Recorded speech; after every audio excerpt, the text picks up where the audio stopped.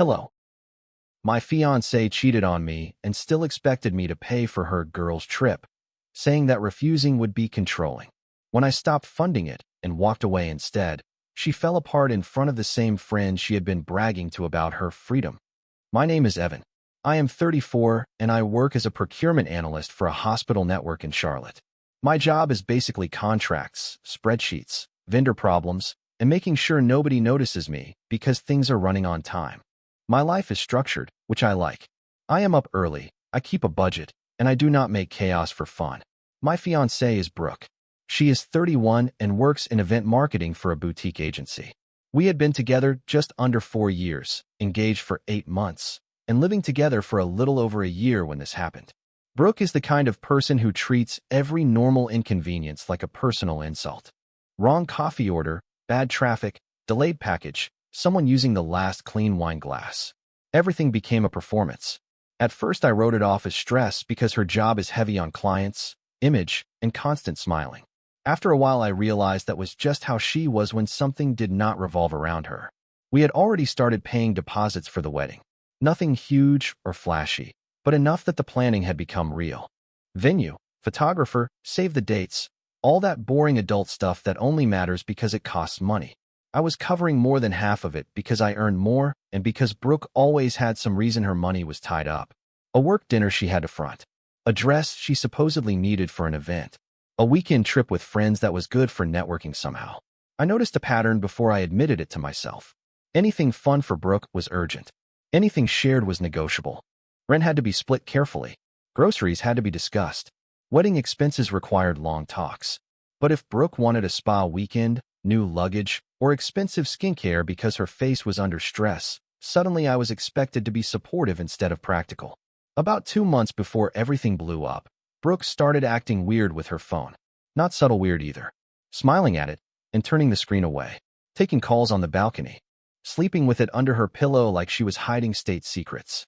When I asked about it, she got instantly hostile and told me that not every part of her life was my business just because we were engaged. That answer sat with me. Then her friends started mentioning a girl's trip to Miami like it was some big reward Brooke deserved before the wedding. She talked about it nonstop. Flights, matching outfits, beach clubs, hotel upgrades. The whole thing sounded way more expensive than her half of the wedding payments she kept postponing. I did not say much at first. Then one Thursday night, I saw a message flash across her phone screen while she was in the shower. And that was the moment the whole situation stopped feeling vague and started feeling very specific. The message popped up on Brooke's phone while it was sitting on the kitchen counter. She had left it there when she went to shower, and I was just standing nearby, making coffee before work. I was not snooping. The screen lit up on its own. What caught my attention was the preview. It said something like last night was worth the risk. Then there was a name I did not recognize. I stared at it for a few seconds trying to convince myself there was some normal explanation. Maybe a coworker joking about something. Maybe someone talking about a work event. But the longer I looked at it, the less normal it felt. The wording alone sounded wrong. I did not unlock her phone. I did not scroll through anything. I just stood there thinking about the last 2 months. The secret phone behavior. The weird defensiveness whenever I asked simple questions. The sudden obsession with going out more often without me. All those things started lining up in a way that made a lot more sense than I wanted them to. A minute later, Brooke came back into the kitchen wrapped in a towel, scrolling through her phone immediately like she always did. I watched her face when she saw the message. That moment told me everything. Her expression changed instantly. Not surprise. Not confusion. More like panic that someone else might have seen it. She glanced up and noticed me looking at her. Then she did something that people only do when they know exactly what is going on. She locked the screen and flipped the phone face down. I asked her who was texting her that early. Brooke answered too fast. She said it was a coworker asking about an event schedule. The problem was she did not ask how I knew someone texted her. She went straight into an explanation. That is usually a bad sign. I just nodded and did not push further right then. There is no point arguing when someone is already in defensive mode. But that message stuck in my head the entire day. And later that night, something happened that removed the last bit of doubt I had about what was really going on. That evening, Brooke said she was going out with coworkers. That by itself was not unusual. Her job involved a lot of networking events and after-work drinks. Normally, she would tell me where they were going or what kind of event it was. This time, the explanation was vague. She said it was just a small group thing, and she might be home late. The tone already felt defensive before I even asked anything. Around 10 that night, I was on the couch watching a game when one of Brooke's friends posted an Instagram story. Her friends tag each other constantly, so their posts show up on my feed whether I look for them or not. The video was from some late-night house party one of their friends was hosting. Loud music, people crowded into the living room, plastic cups everywhere, the kind of chaotic gathering where half the people probably did not even know the person whose house it was. I saw Brooke almost immediately. She was standing near the kitchen island with a group of people I did not recognize. One of them was a guy with his arm resting comfortably around her waist like it had been there all night. Brooke was leaning toward him laughing. Not the polite laugh she uses with clients. The relaxed one. The kind you use when you are completely comfortable with someone. The video only lasted about 10 seconds, but it was enough. The guy leaned down and said something into her ear. Brooke tilted her head toward him and smiled in a way I had not seen directed at me in a while. Then the story ended. I watched it twice just to make sure I was not reading too much into it. But there is a point where your brain stops trying to be charitable and just accepts what it is looking at. I did not text her. I did not call. Instead, I closed the app and sat there thinking about the message I saw that morning. Last night was worth the risk. That line suddenly made a lot more sense. Brooke came home around 1 in the morning. She walked in quietly like she did not want to wake me up. The problem was I was still sitting in the living room with the lights on. The second she saw me awake, her entire body language changed. She asked why I was still up. I told her I had seen the video her friend posted. And that was the moment the conversation stopped being vague and started getting very direct. Brooke froze for a second when I mentioned the video. It was subtle, but you could see the moment her brain started calculating what I might have seen. Then she switched immediately into defense mode. She rolled her eyes and asked if I was seriously stalking her friend's social media now. That was her first move. Not asking what exactly I saw. Not explaining anything. Just trying to flip the situation back onto me. I told her I was not stalking anyone. The story popped up on my feed, and I recognized her in it. Then I mentioned the guy with his arm around her. That was when her expression hardened. Brooke sighed dramatically and tossed her purse onto the counter like I was the one exhausting her. She said it was just a friend from the party, and people were standing close because the place was crowded. I did not argue with her. Instead, I told her exactly what I had seen that day. I reminded her about the message that popped up on her phone that morning. The one that said last night was worth the risk. I explained how she locked the screen the second she noticed I might have seen it. Then I told her about the video from the party. The guy with his arm around her waist. The way she was leaning into him like that was normal. While I was talking, she kept trying to interrupt. She said I was twisting things. She said I was making assumptions. But I just kept going. I told her that whether she admitted it or not, the situation looked exactly like what it was.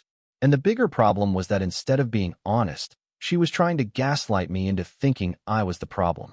At that point, the conversation stopped being complicated. I told her very calmly that I was not interested in marrying someone who behaved like this. Brooke stared at me like she expected the argument to continue. Instead, I told her she should start packing her things. For a moment, she just blinked at me. Then she laughed like I had just said something ridiculous. She asked if I was seriously throwing her out over a misunderstanding. I told her it was not a misunderstanding, and the engagement was over. For a few seconds, Brooke just stood there staring at me like I had said something completely unreasonable. Then she laughed. Not nervous laughter. The dismissive kind she used whenever she thought someone was overreacting. She asked if I was seriously ending our engagement over what she kept calling a misunderstanding. I told her it stopped being a misunderstanding the moment she started lying about it. That made her expression change immediately. Brooke hates being called out directly. During our relationship, she always preferred to argue around the issue instead of admitting anything. She crossed her arms and told me I was blowing things way out of proportion. According to her, nothing actually happened. The guy from the party was just someone she met through friends. They were talking. That was it. Then she said something that really showed how she viewed the situation. She told me even if something had happened, it would not justify me throwing her out of the apartment. The way she said it made it sound like loyalty was optional, but my reaction was the real problem. I reminded her of something important. This apartment was in my name. The lease, the rent, the utilities. Everything. She moved in after we got engaged because it made planning the wedding easier. So I explained the situation as clearly as possible. If she had been honest when I asked, maybe we could have at least talked about what was happening. But lying to my face and then calling me controlling for questioning, it was not something I was going to build a marriage on. Brooke's attitude shifted the moment she realized I was not backing down. She stopped laughing. Instead, she started arguing. She said I was being dramatic. She said couples work through things like this all the time. She even suggested I was sabotaging our future because I could not handle a little uncertainty. I listened for about 30 seconds before interrupting her. Then I repeated the same sentence I had already said. The engagement was over, and she needed to pack her things. That was the moment Brooke finally understood I was serious. And her reaction changed completely. The moment Brooke realized I was serious, her whole attitude flipped. The dismissive confidence disappeared almost instantly. First, she tried guilt. She asked if I was really willing to throw away 4 years together over one situation. She started bringing up the wedding plans, the deposits, the fact that our families already knew about the engagement. Then she said something that was clearly meant to pressure me. She said everyone would think I overreacted. I told her that was fine. People can think whatever they want. That answer did not help her mood. Brooke paced around the living room for a minute, clearly trying to figure out which tactic might work next. Eventually, she switched strategies. Suddenly, she started acting calm again. She said maybe we both needed a little space to cool down. Maybe I should sleep on the decision and we could talk about it again tomorrow like adults. I told her there was nothing to sleep on. The decision was already made. That was when the anger showed up. She asked if I was seriously kicking her out in the middle of the night. I pointed out that it was barely past 1 in the morning, and she had just come back from a party with the guy she was clearly entertaining behind my back. So yes, she needed to start packing. Brooke muttered something under her breath and walked into the bedroom. I followed a minute later just to make sure the situation stayed focused on packing instead of arguing. She started throwing clothes into a suitcase aggressively, like every shirt had personally offended her. While she packed, she kept talking, mostly complaining about how unfair I was being. Then she said something that almost made me laugh. She reminded me that her girl's trip to Miami was already planned for the following month and asked what she was supposed to do now. At first I thought she was joking, but she was completely serious.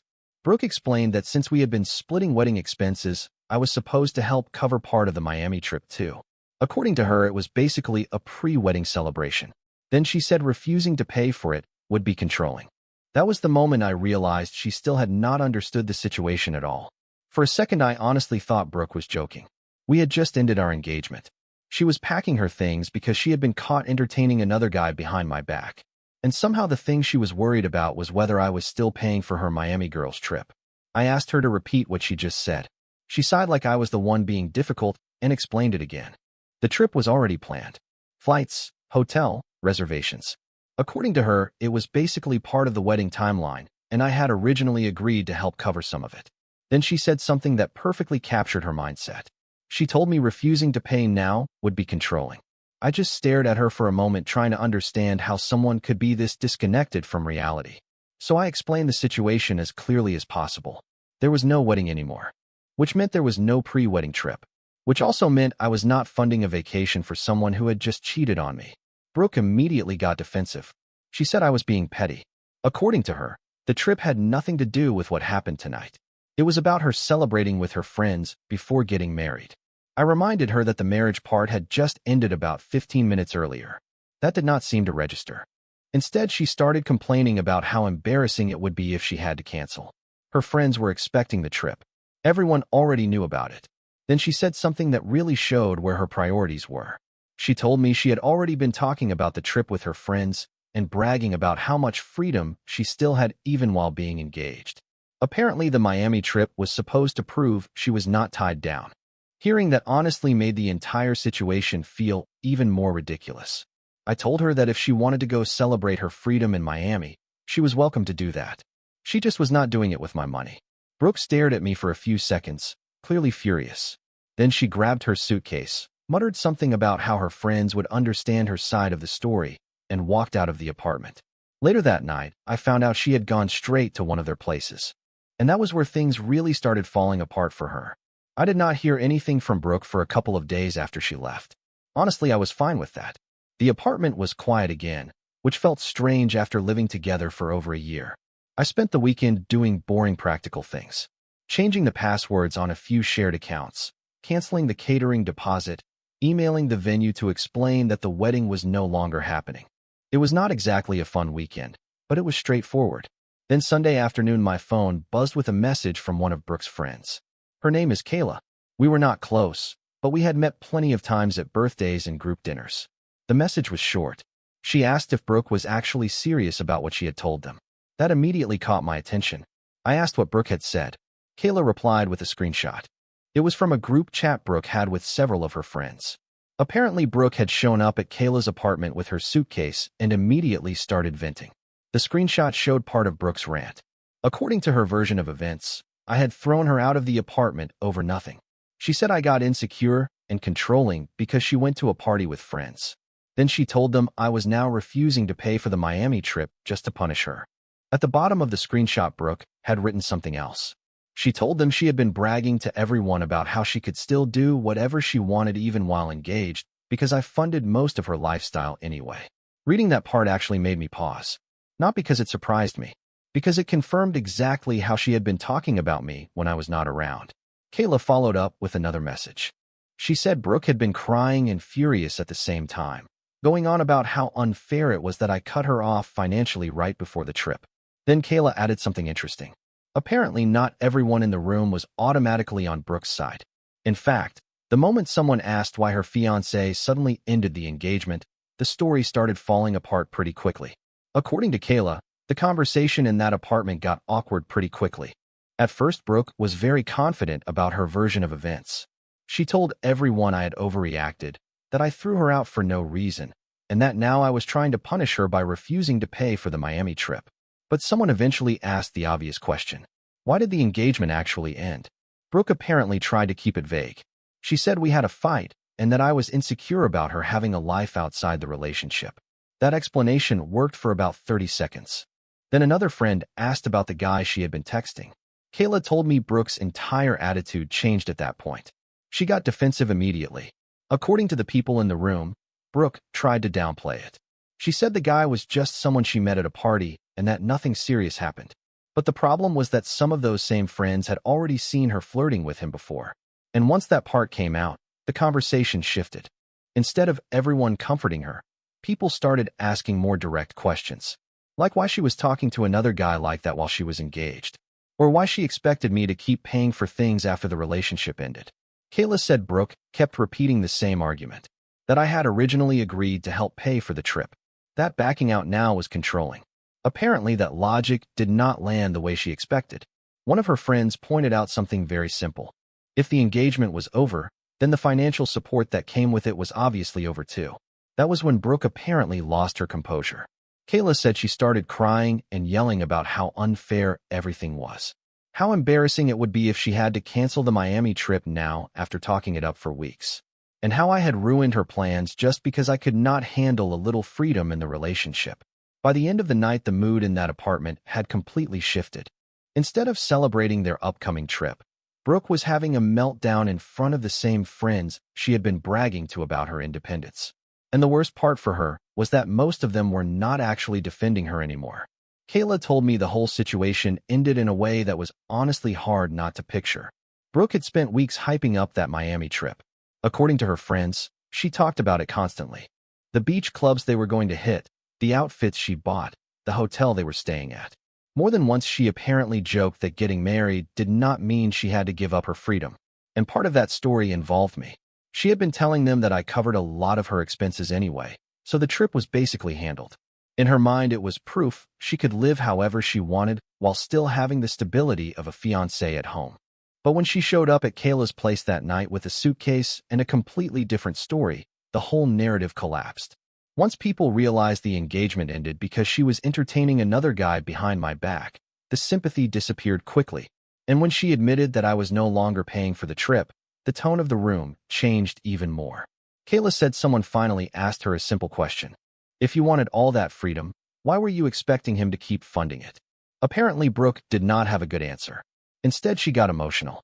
Qley described it as a full meltdown, crying, yelling, complaining about how embarrassing it was going to be to cancel the trip after bragging about it for weeks. Some of the friends were trying to calm her down. Others were clearly annoyed that the entire situation was now awkward because of choices Brooke made herself.